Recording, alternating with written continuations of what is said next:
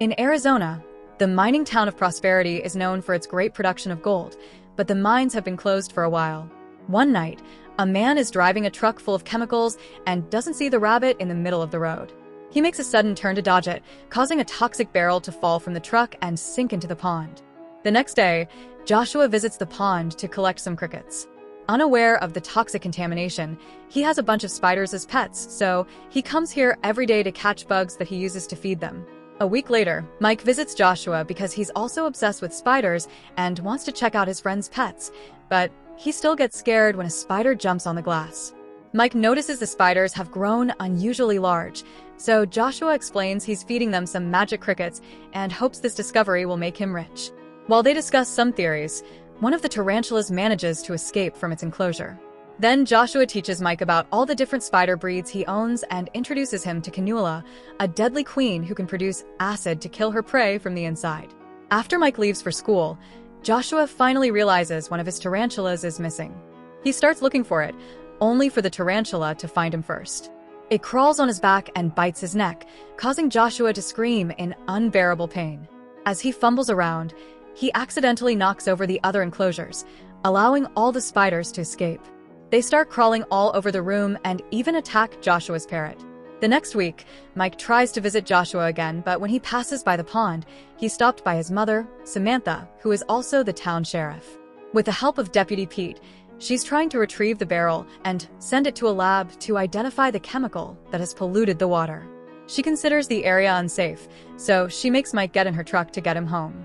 Down the road, a group of teenagers are driving their bikes too fast and pulling some crazy tricks. When Samantha sees them, she turns the truck around and pulls them over. Samantha tells her daughter Ashley to get in the truck, too, and gives the mayor steps-on Brett a fine. That night, Ashley spends hours on the phone and doesn't care that her brother needs it, so Mike messes with the cables to make her think it isn't working. Then he takes the phone and tries calling Joshua, but nobody answers. Meanwhile, Joshua's house is covered in cobwebs and his dead body serves as food for the spiders, who are now the size of dogs. At the mall, Mayor Wade announces that the town is having financial problems. He thinks this could be solved by building a commercial complex, but he needs the locals to send their lands. Everyone starts complaining against the idea, including Chris, the son of the mine owner, who died 10 years ago. Chris recently came back to town and knows that his father found a gold vein in the mine, so he refuses to sell it. Wade and Chris begin arguing and Chris ends up punching Wade, but before it can escalate, Samantha pulls them apart. She remembers that Chris has always had a temper and reminds him to behave, but doesn't arrest him for now. Later at Pete's house, his cat notices a spider entering the vents and follows it. At the same time, Pete's wife reaches for a can in the pantry, but since she's arguing with her husband, she doesn't notice the spider hiding there. Suddenly, the couple hears their cat crying out inside the vent as strange marks appear on the wall, looking like a cat's and a spider's bodies. They follow the noise as it moves towards the ceiling, and when the lights flicker, they hear the cat die. The next morning, Chris chats with his Aunt Gladys about why he left all those years ago. It turns out he beat Samantha's ex-husband up.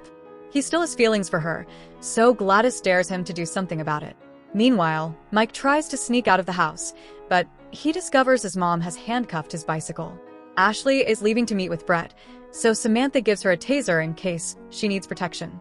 At that moment, Chris shows up with flowers to ask Samantha out, and she agrees. While they chat, Mike takes the chance to sneak out of the house and goes to Joshua's on foot. When he gets there, he's shocked to see all the cobwebs, but not a single spider. Joshua and the parrot aren't around either, not even their bodies. Mike explores the area behind the house and finds huge footprints that indicate the spiders have grown even bigger. Next, he approaches the entrance of the mines and finds a very big spider leg. At that moment, he sees a giant spider at the back of the cave, so he leaves before he's seen back. In another area of the mines, Chris is making plans with some men to find his father's gold vein. After work, Chris is driving down the road and sees Mike, so he offers him a ride. During the trip, Mike tries to explain what's happening with Joshua's spiders and even shows Chris the huge leg, but Chris thinks it's a prank and doesn't believe him. Back in a mine, a man is still working and notices his hose is jammed. He tries blowing into it, only for a bunch of spiders to enter his mouth. As the smaller guys crawl out, Canula appears to kill the man. When Mike gets home, he crawls through the window, but Samantha catches him red-handed. He tries to tell her about the spiders, but she's angry because he sneaked out and thinks he's making up stories, which she blames on too much television. In the evening, one of Wade's ostriches gets killed, and all the others begin panicking. Wade hears all the noise and comes out to investigate, finding the bones of the dead bird. However, he doesn't see the spider because it's hiding underground. One by one, more ostriches disappear around Wade, as if the ground was swallowing them. The next day, radio host Heron talks about all the dead animals people are finding in their homes and shares a bunch of conspiracy theories in a show. Meanwhile, Ashley goes to see the guys race on their bikes again, but Brett keeps her in her truck to share some kisses. He starts getting handsy, and Ashley stops him, explaining she's not ready to go all the way yet. Brett can't take a no and tries to keep going by force, so Ashley gets the taser and electrocutes his groin. This makes him fall out of the truck and wet his pants. He says she's overreacted, so an upset Ashley drives away. At that moment, the big spiders show up and Brett screams in fear. He runs to warn his friends, but they see his wet pants and think he's being a baby. Suddenly, a spider jumps on one of the teens and kills him. So, the others finally start running. Some of them manage to escape on their bikes, but the spiders still manage to capture a bunch of boys and eat them for lunch. The creatures even chase after the bikes to force them to crash and eat the driver. Brett speeds up and makes a big jump that allows him to kick a spider off. Then, he crosses the road. When another spider tries following him, it gets crushed by a truck. The other spiders jump on the vehicle and distract the driver until it crashes against some light posts, causing a small explosion that kills a bunch of these monsters. This crash also brings down the phone lines. Brett thinks he's defeated the spiders for good, but soon more show up, so he has to speed up again to escape. He accidentally enters the mine and hits the wood at the entrance, making it crumble until it blocks the entire hole. As the spiders try to dig in to reach him, Brett leaves to find another exit. Meanwhile, Gladys' dog hears a noise in the basement and goes down there to investigate. He finds a hole in the wall and starts barking, only for a huge spider to suddenly come out to capture him. When Gladys finally notices her dog is missing, she goes looking for him and finds his collar near the hole.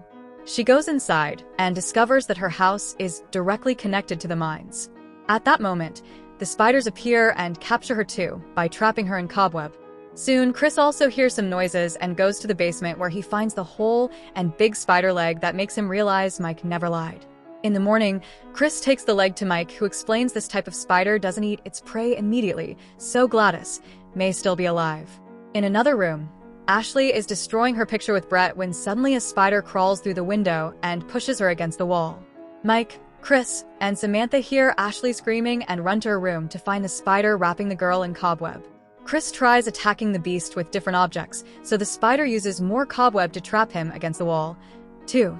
Thankfully, Samantha keeps a weapon in the house and finds it just in time to shoot the spider to death.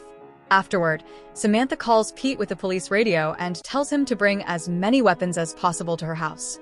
In the mines, Brett is still looking for an exit when he comes across the dead miner. Nearby, there's a bunch of people trapped in cobweb cocoons, and some of them are still alive. Brett watches in horror how Canula feeds from the wriggling bodies and quickly gets away. In town, the barber is closing up a shop when he suddenly sees two giant spiders jump on a friend to start wrapping him in cobweb. At the police station, Pete gathers as many weapons as he can and leaves in his car, unaware that a bunch of spiders are following him. When he makes it to Samantha's house, he hears something on the roof of the car and shoots through it, causing a green goo to fall on his face. At that moment, the group comes out and Samantha shoots at the spider, opening the way for everyone to get in the car. Another spider tries to attack, too, but Chris shoots it before they drive away. As the police car goes through town, many spiders see it and follow it. Eventually, the group reaches Harlan's trailer and Samantha takes over his show to warn everyone in the area about the spiders. However, nobody takes her seriously because Harlan's show is always full of very fake alien stories. Soon, a giant tarantula shows up and starts shaking the trailer while Samantha sends one last message. Everyone should gather at the mall, which should be safe because of the concrete walls. The tarantula pushes the trailer while Pete keeps on shooting at it until it falls dead on the ground. The trailer also falls, and the people's screams are heard on the radio. A second tarantula appears with smaller spiders, so the group rushes to leave in the car. Meanwhile, in town, another vehicle is having trouble driving because there's a spider on the roof, and it ends up crashing. The locals come out to see what the commotion is about, and finally see all the spiders running through the streets. People panic and try to run away as the monsters break through windows and jump on roofs to kill every human they can reach. Many spiders attack from underground, so a man throws a ladder to use it as a bridge and reaches his car to escape. However, the spiders are quick learners and begin tearing car doors off to reach their victims. When Samantha's team drives by and sees the utter chaos that has taken over the city, she uses the police speaker to tell everyone to run to the mall. Right now, the only people at the mall are a few workers and Wade, who is happy to see a big crowd coming because he thinks they're there to support him. While everyone rushes inside, Samantha and Pete stay at the door to shoot at the incoming spiders and buy some time for the survivors. Once everyone is in the mall, a worker activates the gate, so Samantha and Pete have to rush to get in too before the gate reaches the ground. After they make sure all doors are secured, an argument ensues about how to proceed. They need to call the army for help, and Wade reveals he has a cell phone, but the signal isn't very good. So Chris and Harlan volunteer to go to the roof to use the antenna. The rest of the people search every store for anything they can use as a weapon.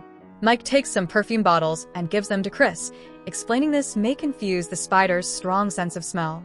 In just a few minutes, Chris and Heron make it to the roof, and Chris starts climbing the antenna.